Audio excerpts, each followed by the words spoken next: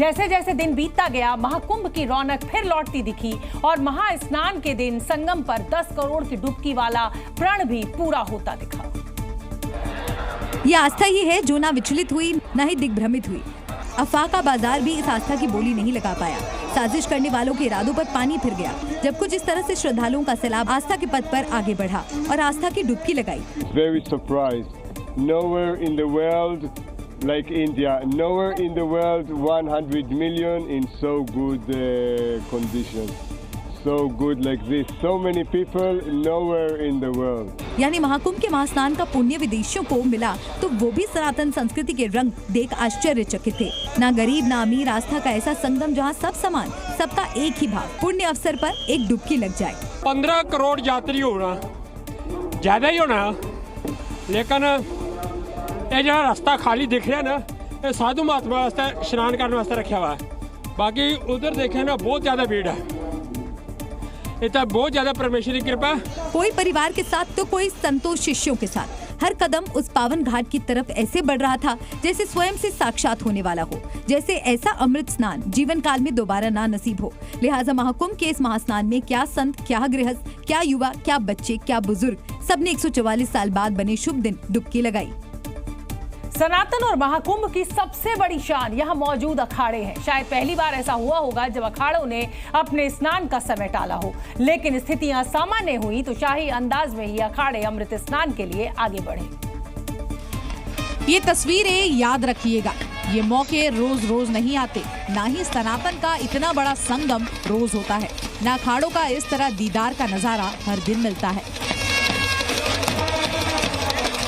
आगे आगे नागा साधुओं की फौज है, पीछे अखाड़े के संत, आचार्य और महामंडलेश्वर, पीठाधीश्वर,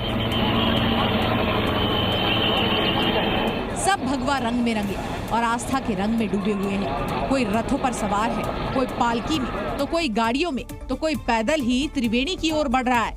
यहाँ तक कि बाल नागा अपने गुरु भाइयों के कंधों पर बैठकर महाकुंभ के महास्नान को पहुँचे। संतों ने जब मां गंगा की गोद में डुबकी लगाई तो गजब का उल्लास, गजब की आस्था, गजब के भाव चेहरों पर झलक रहे थे। एक से बड़ी एक महान आत्माएं मां गंगा के पावन स्पर्श भर से ही खुद को धन्य महसूस कर रही थी। भक्ति के घाट पर सब अखाड़ों का संगम हुआ तो महाकुंभ के महाआयोजन की एक और शुभ घड़ी सकुशल संपन्न हुई। पूरा महाकुंभ नागाओं के जय घोष से गूंज उठा। एक हाथ में शास्त्र और दूसरे हाथ में शस्त्र। नागा साधुओं के बारे में ये कहावत यूं ही नहीं कही जाती। अब आपको नागा सन्यासियों के शस्त्र शक्ति की भी एक झलक दिखाते हैं, जो ये बताने के लिए काफी होगी कि नागा सनातन के सिपाही क्यों कहे जाते हैं।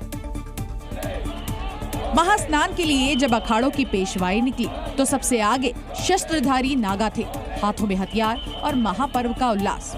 खुशी में हथियारों का प्रदर्शन करती नागा फौज की इससे सुंदर तस्वीर नहीं देखी होगी।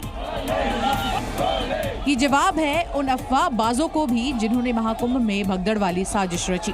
ये जवाब है हर सनातन विरोधी को जो सनातनियों के खिलाफ साजिश रचते हैं।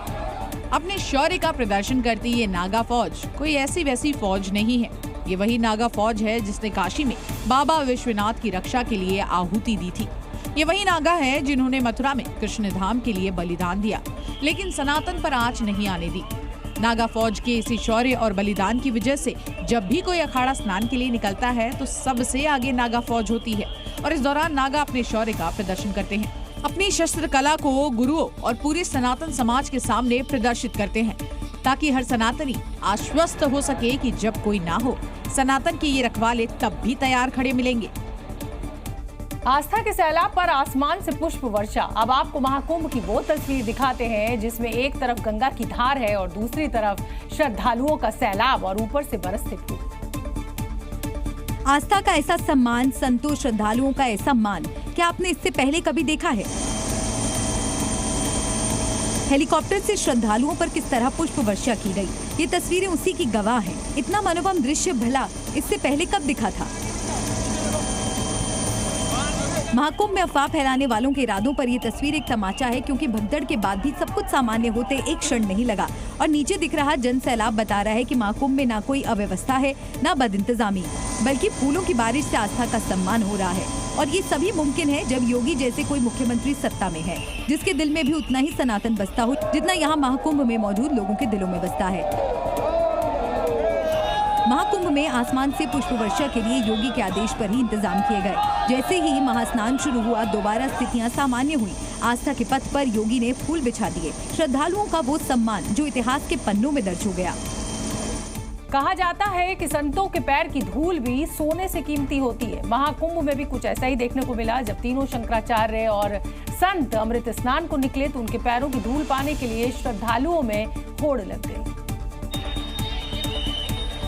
कहने को ये धूल भर है, लेकिन आस्थावानों के लिए ये भव सागर पार करने की कुंजी।